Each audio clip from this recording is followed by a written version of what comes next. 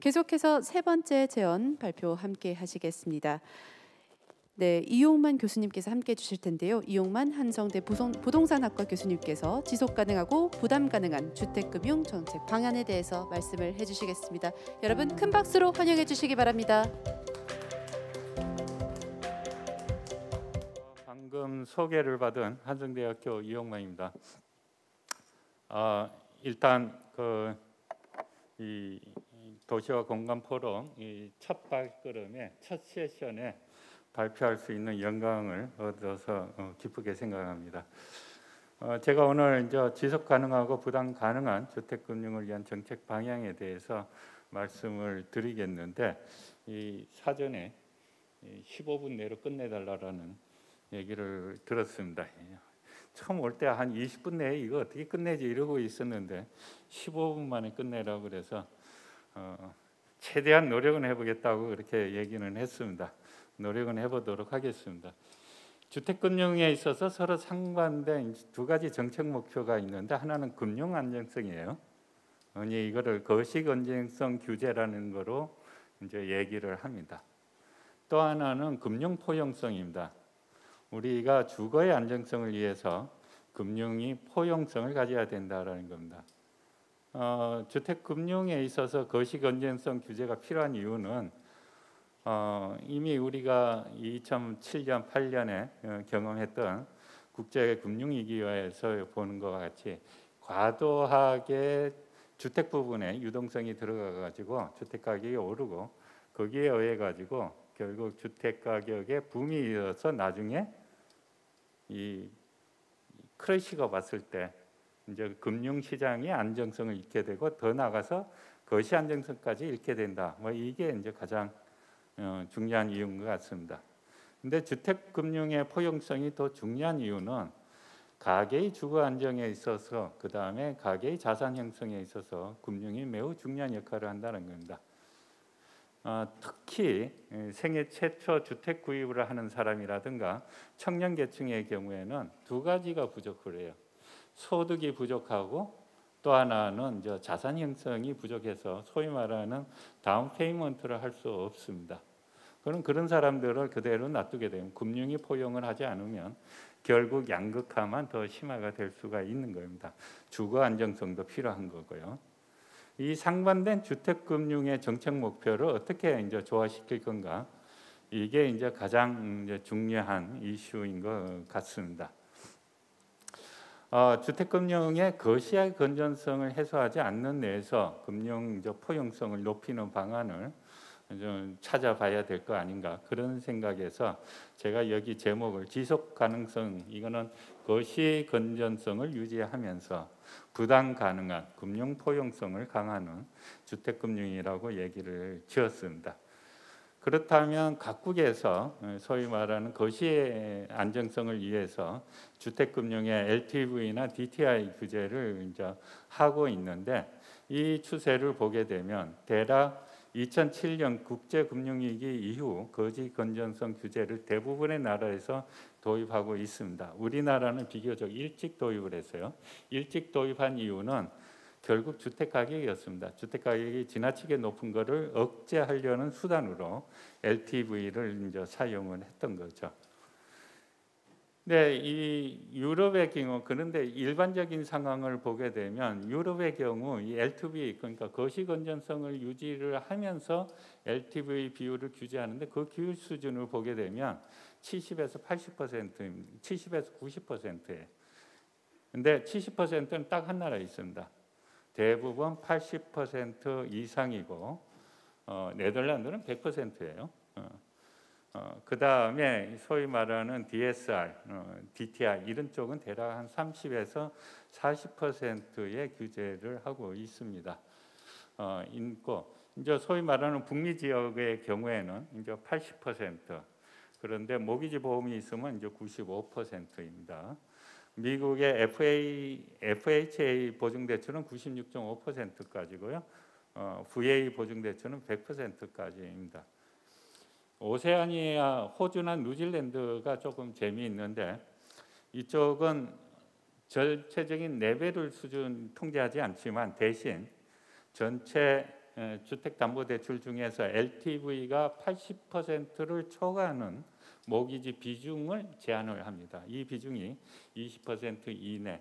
근데 이 비중은 이제 경기 상황에 따라서 조금 통제를 합니다. 너무 주택 가격이 붐이 있다 그러면 이 비중을 한 10% 내서 15 이런 식으로 하고, 투자용 주택담보대출은 이걸 좀 더 강화를 하고, 그 다음에 이제 DTI 규제라든가 이런 것들은 대략적으로 한 30에서 45% 수준으로 이제 되고 있습니다. 그렇다면 우리나라는 어떤가를 보게 되면, 우리나라는 2002년부터 일찍부터 LTV 규제를 시작했고 2005년에 DTI 규제를 들어갔습니다. 특징적인 것은 LTV 규율이 매우 엄격한 데 반해서 DTI 비율은 상대적으로 매우 느슨하다는 겁니다. 실제로 주택담보대출이 디폴트가 나는 것은 LTV 비율, 우리나라는 이제 소구금융이라고 그래가지고 이제 디폴트가 나더라도 채무자의 이제 다른 자산까지 소구를 할 수가 있습니다. 그래서 LTV 비율보다 중요한 것은 DTI 비율입니다. 디폴트 나냐 안 나냐. 그러니까 주택금융의 건전성을 좌우하는 것은 DTI인데 우리는 반대로, 정책은 반대로 되어 있습니다. LTV는 굉장히 억제하고 DTI 규제는 매우 느슨하다는 거죠. 그리고 지역별 규제가 다르고 시기에 따라 규제의 폭이 매우 넓습니다. 1968년 말까지는 그동안 이렇게 이 규제가 좀 폭이 넓었다가 2016년 말에 규제가 간소화됐습니다. LTV 비율은 일률적으로 70%, DTI 비율은 이제 서울 경기도만 이제 60%를 적용을 해왔습니다. 근데 2017년 이후 이게 전문가도 잘 알기가 어려워요. 저도 이 표를 봐야만이 얘기를 할 수가 있습니다. 너무 복잡합니다. 그래서 소위 말하는 투기 과열지구나 투기 지역으로 된 데는 맥시멈 50%의 LTV가 이 40%에서 50%입니다. 조정 대상 지역은 대략 50에서 60% 되는데 보시게 되면 DTI는 굉장히 느슨합니다. 투기 과열 지구와 투기 지역을 제외하고는 굉장히 느슨합니다. 이 LTV의 규제가 매우 엄격한데 더 큰 이슈, 여기에서 더 이제 이 LTV가 낮추는 요인은 소액 임차 보증금 공제입니다. 우리는 LTV를 구할 때 다른 나라하고 다르게 소액 임차 보증금이라는 것을 같이 공제를 하고 있어요. 그래서 주택 가격을 5억 원이라고 가정하면 서울시의 LTV 비율은 10% 포인트, 실제 이 규제하는 수준보다 10% 포인트가 낮습니다.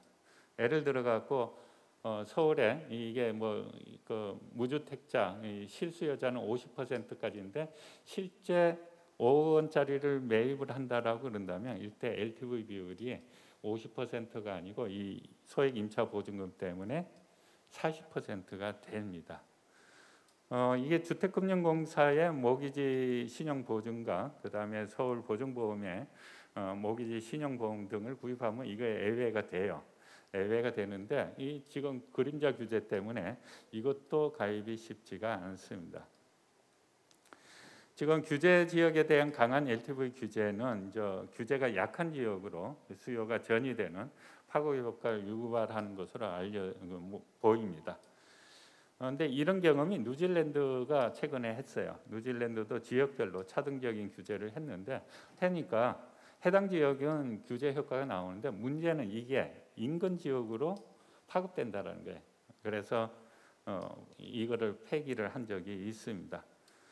이렇게 봤을 때 우리의 LTV 규제는 거시건전성 확보라는 차원보다는 주택가격이 급등한 지역에서 유동성 공급을 차단해서 주택가격을 억제하겠다라는 의도가 강하고 이것이 우리의 금융 포용성을 굉장히 낮추는 역할을 하고 이게 주거 안정성까지 낮춘다.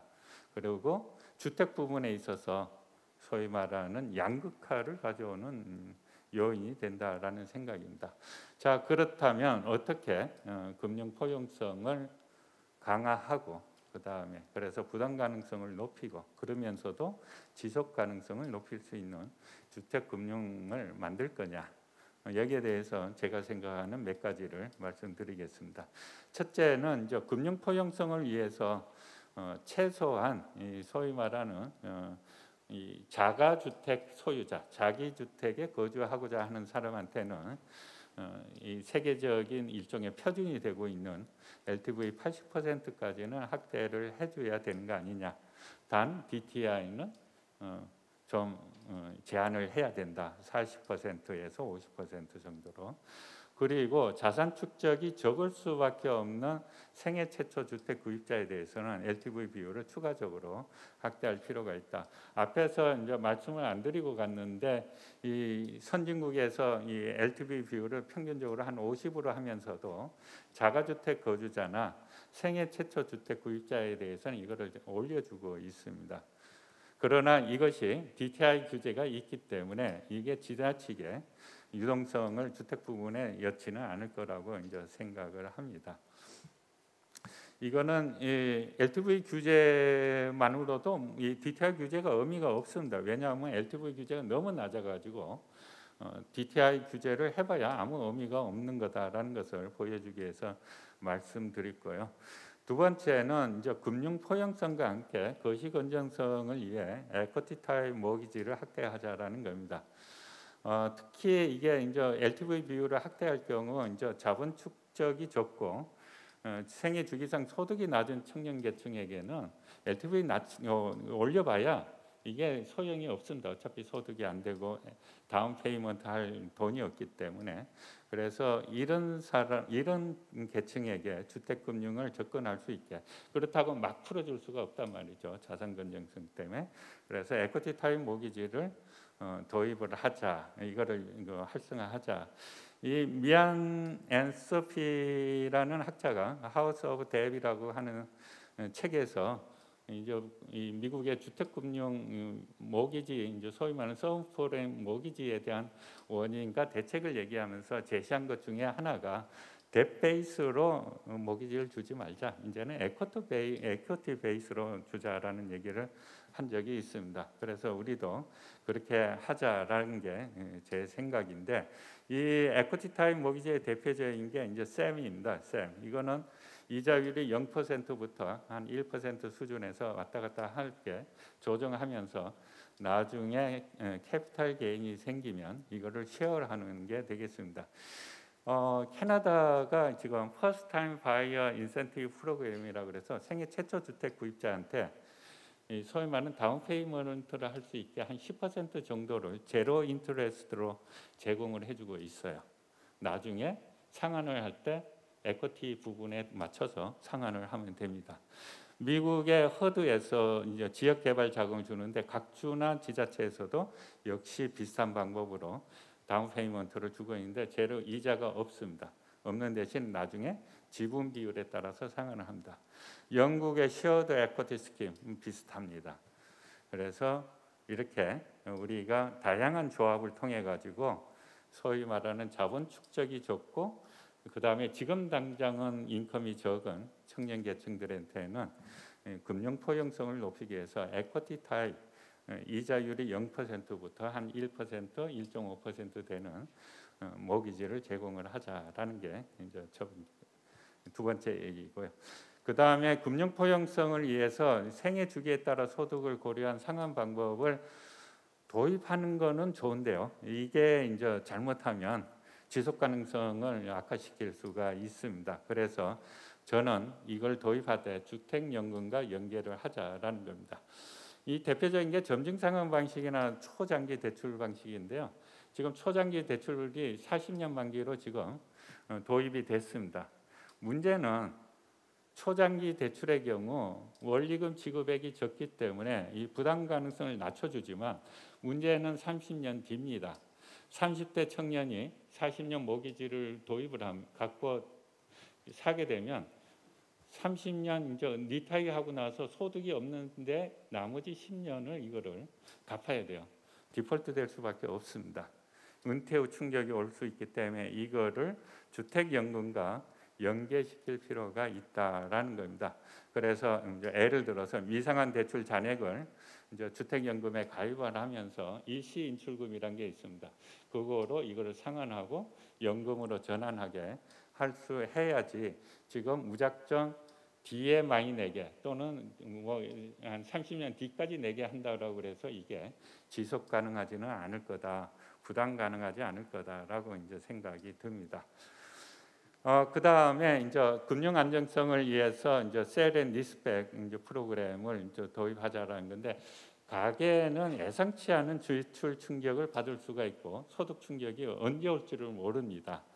그럴 경우 원리금 지급을 못해서 디폴트가 나오고 그렇게 되는데, 이거를 채무 조정을 셀 앤 리스백으로 이제 하자라는 게 이제 제 얘기입니다. 셀 앤 리스백의 이 형태는 자기 지분이 있을 경우 이거를 이 자기 지분을 매각해서 원리금을 갖고 나머지는 이제 해당 주택에 거주를 하면서 이제 이 나중에 기회가 오면 다시 주택을 구입할 수 있게 하자라는 건데, 지금 영국과 호주에는 이제 리버스 모기지 대체로 셀 앤 리스백 방식의 주택연금 상품이 도입되는데 비슷한 구조입니다. 이런 구조로 해갖고 미래의 충격에 대비를 하자라는 거고, 마지막으로 금융 안정성을 위해서 유한 책임 대출을 이제 확대하자라는 겁니다. 소위 말하는 이제 비소구 대출을 확대하자라는 건데, 비소구 대출에 대해서 채무자의 도덕적 해이를 가져올 수 있다라는 주장도 있지만, 이게 대출자의 책임성을 강화해서 이용 관리를 좀 더 철저하게 할 수 있는 기회가 된다라는 점에서 우리는 소비자를 보호하기 위한 유한 대출 확대를 필요하다라고 생각을 합니다. 예, 이게 2007년 세계 금융 위기 이후에 주택 금융에 대한 거시 건전성 규제가 강화되고 그 다음에 이 규제가 도입되고 강화된 건 사실이지만, 또 한편으로는 이 금융의 포용성도 매우 중요하다라는 측면에서 이 국내외 경험에 비춰봤을 때 LTV 비율을 1가구 1주택자, 생애 최초 주택 구입자 등에게는 80% 수준으로 하고, 그 다음에 지속 가능하고 부담 가능한 주택금융 상품들을 도입해야 된다라는 게 저의 이제 오늘 발표에서 주장하는 바입니다. 15분으로 하다 보니까 좀 많은 부분을 좀 생략을 했습니다만, 제가 전달하고자 하는 내용은 대부분 말씀을 드린 것 같습니다.